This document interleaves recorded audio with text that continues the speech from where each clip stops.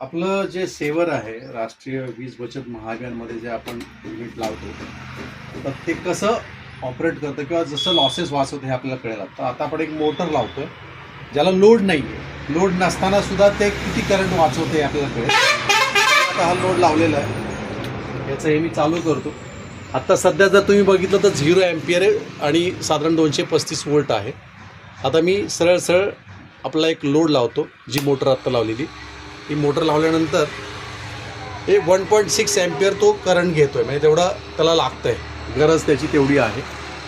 आता हे without any load आहे. आता मी इथे सेवर आपला चालू केला, जो सेवर आपण इथं लावलेला आहे त्याला, हा सेवर मी चालू करतो.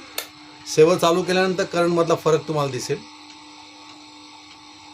साधारण तो 1.1 अँपियर म्हणजे इतकं 0.6 जवळजवळ तुमचं करंट याच्यामध्ये 0.6 करंट अँपियर वाचतोय तुमचा. म्हणजे जर कॅल्क्युलेशन केलं आपण तर साधारण ते 30% जाईल. स्लॅबमध्ये फरक पडला तर आपण 40% आपण याच्यामध्ये सेव्ह करतो तुमच्या वीज बिलामध्ये.